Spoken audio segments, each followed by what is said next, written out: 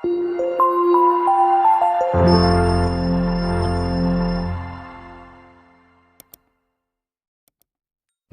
મિત્રો, સ્વાગત છે તમારું તમારી પોતાની ચેનલ એજ્યુગુરુમાં। વિદ્યાર્થી મિત્રો, આજે આપણે ધોરણ 9 વિષય હિન્દી એની ફેબ્રુઆરી માસમાં લેવાયેલી દ્વિતીય પ્રિલિમિનરી પરીક્ષાનું પેપર સોલ્યુશન જોઈએ। તો મિત્રો શરૂ કરીએ આપણે વિભાગ એ થી।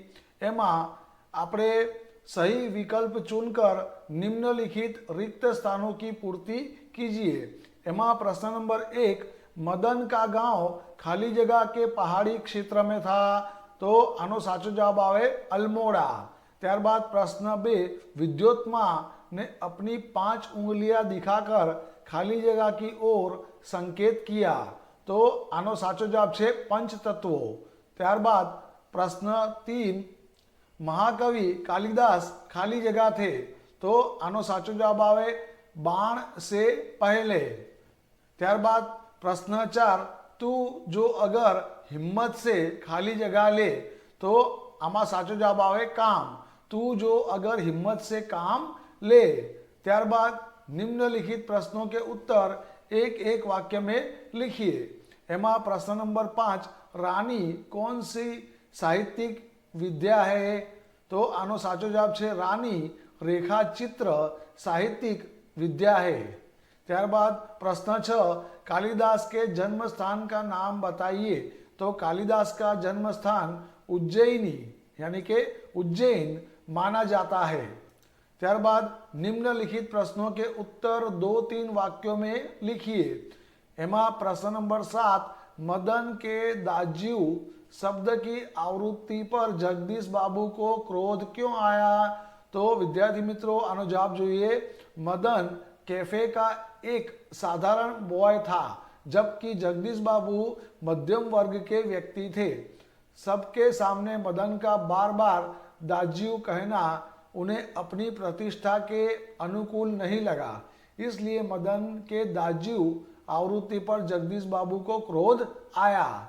त्यारबाद प्रश्न 8, गामा पहलवान अपने शिष्य से लड़ने के लिए क्यों तैयार नहीं थे, तो आनो जवाब જોઈએ। गामा पहलवान भारतीय गुरु शिष्य परंपरा को मानते थे।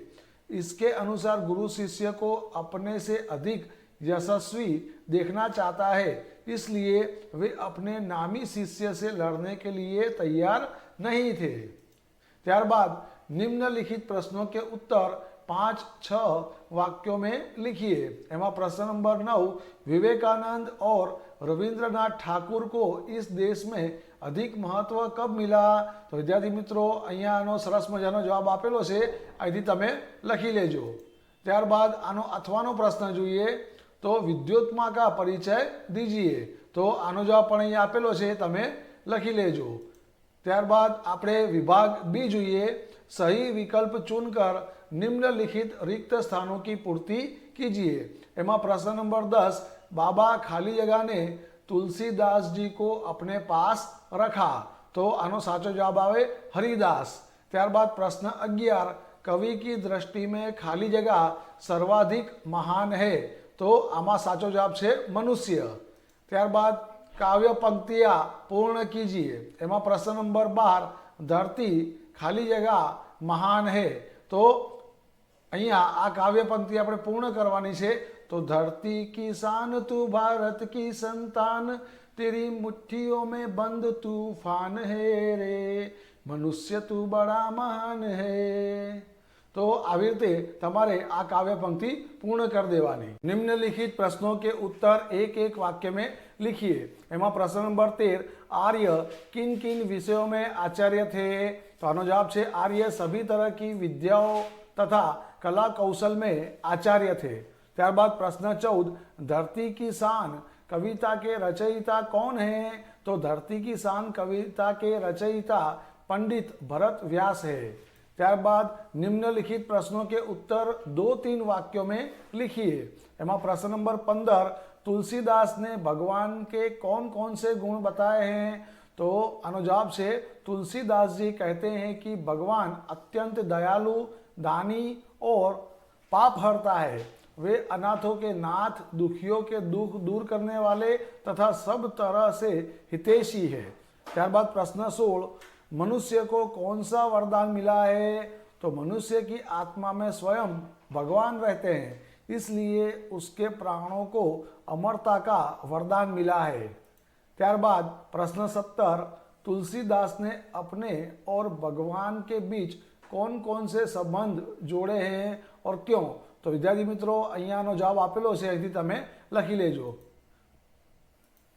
ત્યારબાદ આનો અથવાનો પ્રશ્ન જોઈએ, धरती की शान कविता का केंद्रीय भाव स्पष्ट कीजिए। तो આનો પણ અહીંયા સરસ મજાનો જવાબ આપેલો છે, અહીંથી તમે લખી લેજો। ત્યારબાદ હવે આપણે વિભાગ સી એટલે કે વ્યાકરણ વિભાગ જોઈએ। એમાં प्रश्न જોઈએ, निम्नलिखित मुहावरे का अर्थ देकर वाक्य में प्रयोग कीजिए। एमा प्रश्न नंबर 18, पसीने की कमाई। तो आनो अर्थ है कठिन परिश्रम का फल, और इसका वाक्य है इंजीनियरिंग की यह डिग्री मेरे पसीने की कमाई है। त्यारबाद निम्नलिखित कहावत का अर्थ स्पष्ट कीजिए। तो एमा प्रश्न नंबर 19 જોઈએ, अंधेरी नगरी चौपट राजा टके शेर भाजी टके शेर खाजा। तो आनो अर्थ है मूर्ख शासक के शासन में अन्याय और अव्यवस्था होती है, वहाँ भले बुरे सब एक समान समझे जाते हैं। त्यारबाद निम्नलिखित वाक्य को शुद्ध कीजिए। एमा वाक्य જોઈએ, वह आदमी को दौलत का घमंड है। तो અહીંયા वहની जगह તમારે उस लखी देवाना, उस आदमी को दौलत का घमंड है। त्यारबाद निम्नलिखित शब्द का विरोधी शब्द लिखिए। तो रोगी, तो रोगीનો विरोधी शब्द છે निरोगी। त्यारबाद निम्नलिखित शब्द का पर्यायवाची शब्द लिखिए। पर्यायवाची એટલે કે સમાનાર્થી શબ્દ આપણે લખવાનો છે। એમાં શબ્દ છે શાન, તો શામનો पर्यायवाची शब्द છે गौरव। त्यारबाद निम्नलिखित शब्द समूह के लिए एक शब्द लिखिए। तो शब्द है जिसकी रक्षा करने वाला कोई नहीं हो, तो इन्हें कहवाय अनाथ। त्यारबाद निम्नलिखित शब्द का उपसर्ग बताइए। तो असंभव, तो एमा उपसर्ग है अ वत्ता सम वत्ता भव એટલે अ। त्यारबाद निम्नलिखित वाक्यों में से भाववाचक संज्ञा पहचान कर लिखिए। तो અહીંયા एक वाक्य आपेलू है, पराया सौंदर्य देखकर लोग मोहित हो जाते हैं। तो आमा भाववाचक संज्ञा है सौंदर्य।